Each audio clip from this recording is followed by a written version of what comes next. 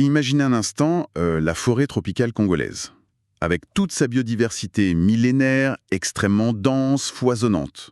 Et là, on prend cette forêt et on la connecte directement au serveur ultra rapide d'une intelligence artificielle. C'est un contraste assez vertigineux, on va pas se mentir. Totalement. Et c'est exactement l'ambition vraiment fascinante du document dans lequel on plonge aujourd'hui. Parce que oui, bienvenue dans cette nouvelle exploration. Aujourd'hui, on ne décortique pas un simple bout de papier, mais une affiche officielle. Oui, l'appel à la communication pour le 2e symposium national du NAPRECA DRC. Alors, NAPRECA, pour ceux qui nous écoutent et qui ne seraient pas familiers avec le terme, c'est le réseau de recherche sur les produits naturels pour l'Afrique de l'Est et centrale. Et là, on parle spécifiquement du chapitre de la République démocratique du Congo. Exactement. Et ce qui donne vraiment du poids, je dirais, une pression concrète à ce document, c'est son contexte temporel. En fait, il faut se rappeler qu'aujourd'hui, on est le 17 mars 2026. Ouais, le compteur tourne. Absolument. Le symposium est prévu les 14 et 15 mai à l'UPN, donc l'Université pédagogique nationale à Kinshasa. Et la date limite pour soumettre les travaux, c'est le 20 avril 2026. Soit dans un mois à peine, quoi. Voilà, l'horloge tourne vraiment pour les chercheurs du continent. C'est clair. Et notre mission aujourd'hui, pour cette plongée au cœur de la source, c'est de comprendre comment cette simple affiche académique révèle en fait un bouleversement mondial. On va pas juste parler de botanique ou de plantes séchées, pas du tout. Et cette fusion, elle redessine complètement l'avenir de la médecine. Et du développement durable aussi. Et le point de départ de tout ça, il est affiché en toutes lettres en plein milieu de l'affiche. Je lis le grand titre du symposium « Produits naturels, innovation, économie et entrepreneuriat à l'heure de l'intelligence artificielle ». Rien que ce titre, c'est une révolution en soi. Mais oui, ce qui est vraiment intéressant ici, c'est le grand écart. C'est l'idée de prendre un pilon, un mortier, des plantes médicinales ancestrales et de brancher tout ça directement sur le dernier algorithme de la Silicon Valley. Ouais, ça casse tous les codes habituels de la recherche botanique. En fait, pour bien comprendre pourquoi c'est si révolutionnaire, il faut regarder comment ça se passait avant. L'ancienne méthode, en gros. C'est ça. Historiquement, dans le bassin du Congo, qui est quand même, rappelons-le, la 2e plus grande forêt tropicale au monde, la recherche consistait surtout à cataloguer. Ouais, on faisait des inventaires. Voilà. On identifiait une plante, on notait à quoi elle servait dans la médecine traditionnelle, on la séchait pour un herbier et tout. Et c'était souvent la fin de l'histoire sur place. Et après, les échantillons partaient dans des laboratoires en Occident, j'imagine? Exactement. Toute l'analyse poussée se faisait ailleurs. Mais ce que ce titre nous dit aujourd'hui, c'est « Stop ». Fini la simple observation. La communauté scientifique congolaise affirme vraiment sa volonté de propulser ces ressources naturelles directement dans l'économie moderne. Grâce à l'IA. Grâce à l'IA, oui. C'est un changement de paradigme complet. Alors, la question que je me pose, et que beaucoup de gens qui nous écoutent doivent se poser en lisant ce programme, c'est comment ça marche concrètement ? Enfin, comment on passe d'une feuille récoltée en forêt à un médicament de pointe conçu par un ordinateur ? Le document liste en fait 10 sous-thèmes qui décrivent exactement ce pipeline scientifique. Et c'est là qu'on rentre dans le jargon technique parce que, waouh, sur la fiche, on voit des trucs comme docking moléculaire, des réplications, approche omique. D'accord, on va décortiquer ça ensemble. Qu'est-ce que ce vocabulaire hyper pointu vient faire au milieu des savoirs des guérisseurs traditionnels ? Eh bien, commençons par la base. Les sous-thèmes 1 et 4 parlent de bioprospection et d'ethnopharmacologie.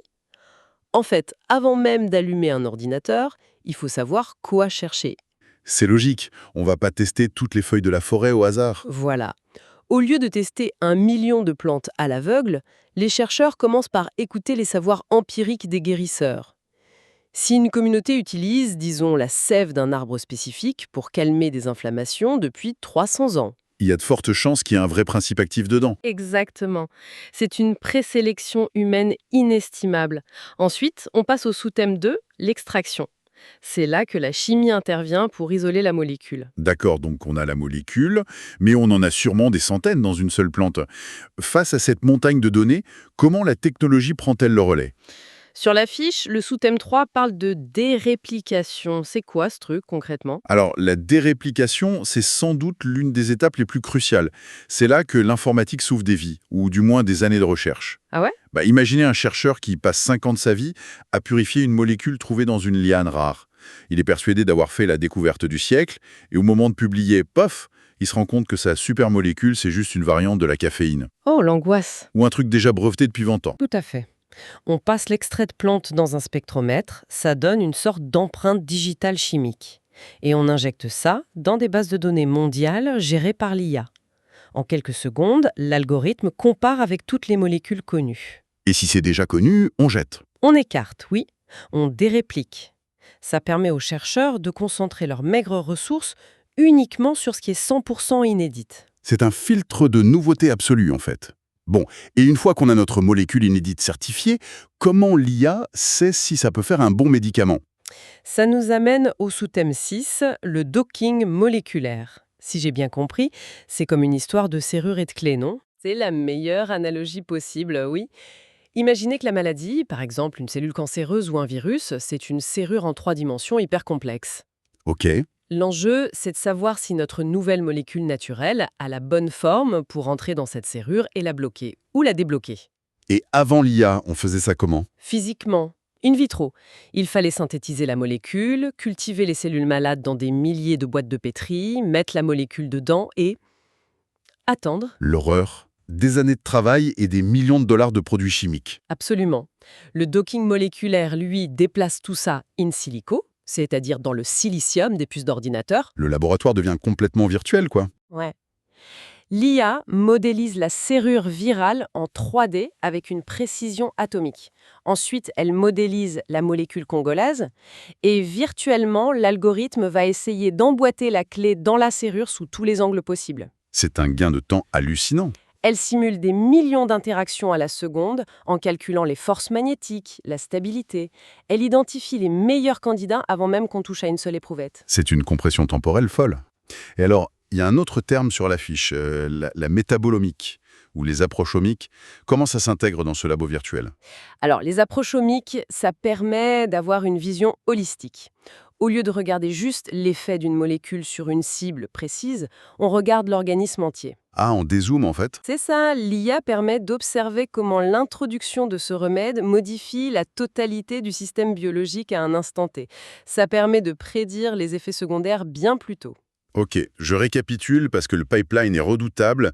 On part des savoirs traditionnels, on extrait l'essence, on filtre le déjà-vu avec la déréplication, on simule l'efficacité avec le docking virtuel et on vérifie la sécurité globale avec les approches omiques. C'est du solide. Très solide, oui. Mais ce qui me frappe, c'est que le document ne s'arrête pas aux portes du labo.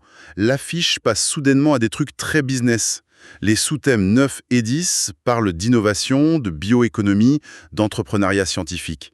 Alors là, je me fais l'avocat du diable. L'académique pur et dur mélangé au business des startups, ça fait souvent des étincelles. On ne risque pas de transformer la science en simple usine à brevets. C'est une crainte légitime et c'est une tension classique.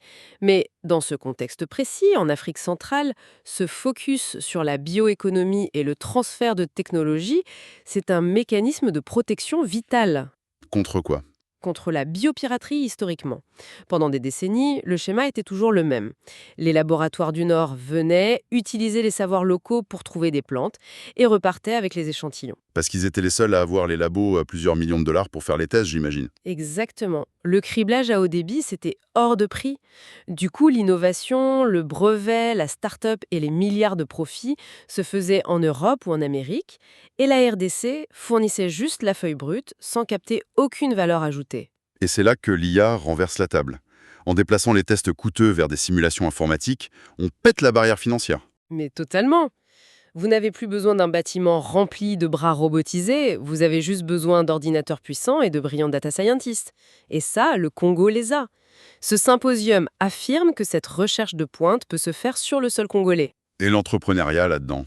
Eh bien, l'objectif est de s'assurer que les brevets soient déposés localement, que ce soit des startups congolaises qui naissent et que l'argent de cette bioéconomie enrichisse l'écosystème local. C'est pour ça qu'ils invitent l'industrie. Et ça se voit sur l'affiche. Je regardais les petits caractères et les organisateurs affichent clairement des tarifs commerciaux. La location d'un stand d'exposition, c'est 80 $. Le sponsoring commence à 100 $. C'est pas juste une réunion de profs en huis clos, c'est un vrai marché des idées. Vous savez, ce moment où une découverte meurt en labo parce qu'il n'y a pas d'investisseurs. En amenant l'industrie directement à l'UPN, il connecte l'inventeur et l'investisseur. C'est super pragmatique, ce qui nous amène à l'anatomie même de cette affiche. C'est fascinant parce que ça fait cohabiter deux mondes de manière hyper visuelle. Ah oui, le grand écart entre la tradition académique et la modernité. Exactement. D'un côté, on a la rigueur implacable du monde académique. Même si on parle d'IA révolutionnaire, on n'échappe pas aux règles de soumission. Il faut un graphical abstract, la liste des auteurs et la fameuse consigne que tout étudiant a redoutée un jour. L'indémodable Times New Roman. Voilà, Times New Roman, taille 12, interligne simple, 300 mots au plus. C'est universel. Et c'est nécessaire. Cette standardisation, c'est le langage commun de la science. Ça garantit que ce qui est présenté à Kinshasa sera respecté et évalué par n'importe quelle université dans le monde, comme l'université d'Uppsala en Suède, dont on voit le logo sur l'affiche d'ailleurs. Et il y a aussi une hiérarchie très classique dans les prix. Faire une communication orale, c'est le Graal, donc c'est 30 $ pour les étudiants ou en DEA et 50 $ pour les chercheurs confirmés.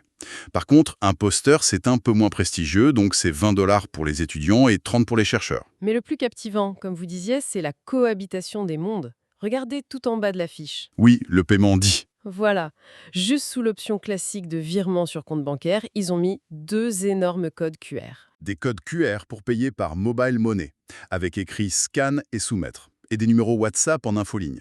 C'est l'irruption de la fintech, la technologie financière, en plein milieu d'un document scientifique très rigoureux.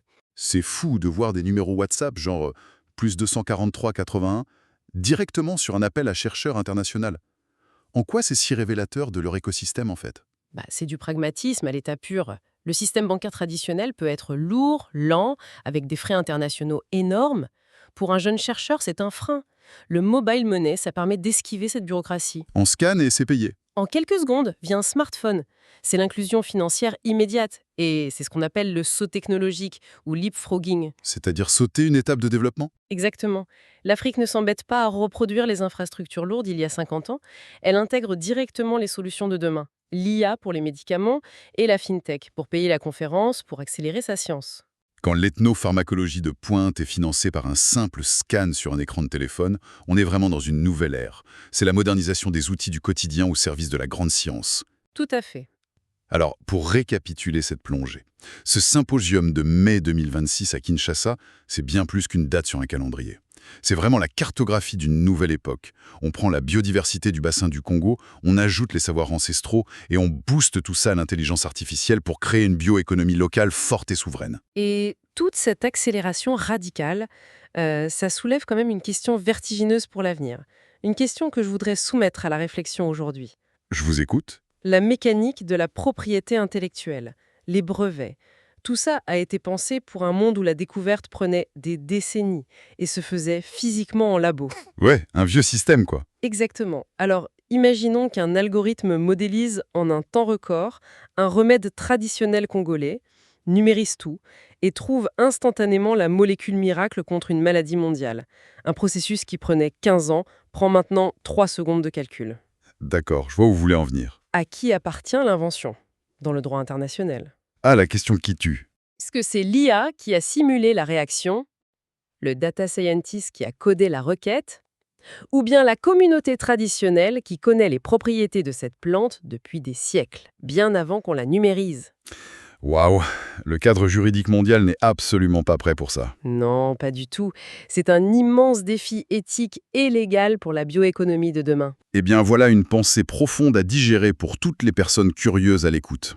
L'image de cette forêt ancienne qui dialogue en temps réel avec des serveurs informatiques, je trouve que ça incarne parfaitement les bouleversements de notre époque. Un immense merci de nous avoir accompagnés dans ce décryptage scientifique et économique. Merci à vous. Continuez de scruter les documents du quotidien parce qu'ils cachent souvent les grandes révolutions de demain. On se retrouve très vite pour une nouvelle exploration. D'ici là, restez curieux.